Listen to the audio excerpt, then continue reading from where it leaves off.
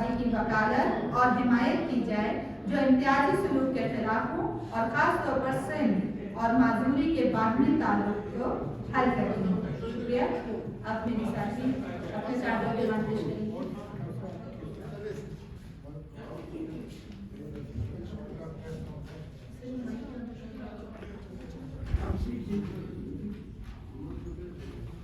अस्सलाम वालेकुम, मेरा नाम शकीना नाज है। मैं एक आर्टिस्ट हूँ और मैं आज FDI का हिस्सा हूँ और आज मेरी जो डिमांड है वो है क्लाइमेट चेंज के हवाले से है। ऐसी माहौलियाती पॉलिसियाँ तैयार की जाए जो और इन पर अमल दरामद किया जाए जो मुख्तलिफ चीज़ों पर माहौलियाती तब्दीली के गैर यकसा असरात पर गौर करें। तमाम सतहों पर माहौलियाती तब्दीलियों की तख्फीफ और मौक़ात से मुतल्लिक़ फ़ैसला साजी और पॉलिसी के अमल में ख़वातीन की यकसा शिरकत को यकीनी बनाया जाए। पायदार तरक्की के अमल में ख़वातीन की शिरकत को फ़रोग़ दिया जाए और माहौलियाती तहफ़्फ़ुज़ और कम्युनिटी रिफरेंस में ख़वातीन के अहम किरदार को तस्लीम किया जाए। शुक्रिया। मैं अपने साथी को मौका देती हूँ।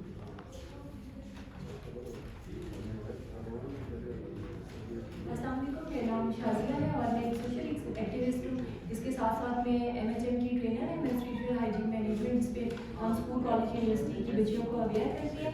FDI के फॉरम से मेरा जो चार्टर ऑफ डिमांड है उसमें मेरे 3 पॉइंट्स हैं जो क्लाइमेट चेंज पर है। क्लाइमेट चेंज पे का इफेक्ट किस तरह ख़वातीन पर होते हैं, हमारे रूरल और अर्बन एरिया में ख़वातीन किस तरह इससे सफ़र करती हैं। मेरा पहला पॉइंट ये है कि पायदार तरक्की के अमल में ख़वातीन की शिरकत को फ़रोग़ दिया जाए और माहौलियाती तब्दीली और माहौलियाती तहफ़्फ़ुज़ और कम्युनिटी रेजिलेंस में ख़वातीन के अहम किरदार को तस्लीम किया जाए।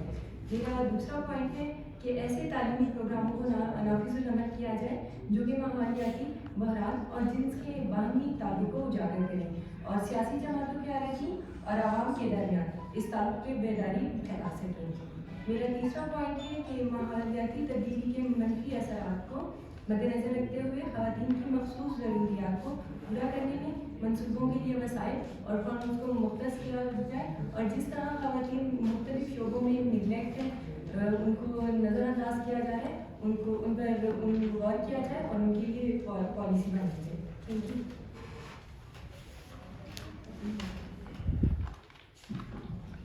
तमाम साथियों का बहुत शुक्रिया। और आपने देखा कि तमाम साथी मुख्तलिफ कॉन्स्टिट्यूंसीज जो हैं उनकी अपनी चार्टर ऑफ डिमांड पेश कर रहे हैं। हम जो 2018 से पहले भी डिफरेंट पॉलिटिकल पार्टीज़ के साथ काम कर रहे थे, लॉबिंग कर रहे थे कि वो इस चीज़ को रियलाइज़ करें, इन ज़रूरियात को, इन कम्युनिटी को, इन कॉन्स्टिट्यूंसीज को रियलाइज़ करें। लेकिन अफसोस की बात है कि जब 2024 का इलेक्शन होने जा रहा है तो किसी भी पार्टी के मंशूर में आपको कोई खातिर खा तब्दीली नज़र नहीं आ रही है। वही एक मंशूर है जिसमें वो कार की का फ़र्क डाल के वो निकाल देते हैं। इस वक्त तक जितना हमने डिफरेंट मंशूर देखे हैं, जायज़ा लिया है, उसमें ANP अवामी नेशनल पार्टी का मंशूर जो है वो इस वक्त सबसे ज़्यादा प्रोग्रेसिव है, काफ़ी क्लियर है, एलेबोरेटिव है। ख़ास तौर पर क्लाइमेट चेंज के साथ उन्होंने जो अपनी इंटरसेक्शनैलिटी बनाई है वो काफ़ी मुतासिरकुन है। और देखेंगे कि अगर वो आ जाते हैं, गवर्नमेंट का किसी हिस्सा बनते हैं तो किस तरह से उसका अमली मुजाहरा करते हैं। लेकिन जितनी भी बड़ी सियासी जमातें हैं वो बहुत बुरे तरीके से फेल हुई हैं कि वो अपना ट्रांसजेंडर वोटर मोबिलाइज कर सकें। वो बुरे तरीके से फेल हुई हैं कि वो अफराद बाहम माजूरी को एज अ वोटर मोबिलाइज कर सकें या उनको अपनी कॉन्स्टिट्यूंसीज अपने हल्के के अहम अफराद के तौर पर ला सकें। पिछली दफ़ा भी जब 2018 में इलेक्शन हुआ था तो 5 खालसा अफराद ने मुख्तलिफ हल्कों से पाकिस्तान के इलेक्शन कंटेस्ट किया था और मारिया मनसेहरा से थी जिन्होंने 511 वोट लिए, लेकिन वो सब आज़ाद उम्मीदवार की हैसियत में थे। 2024 के जनरल इलेक्शन के लिए हमारी तवक्को ये थी कि कोई पार्टी टिकट दिया जाएगा, कोई पार्टी उनको अपने विंग्स में शामिल करेगी, स्टूडेंट यूथ विंग्स में।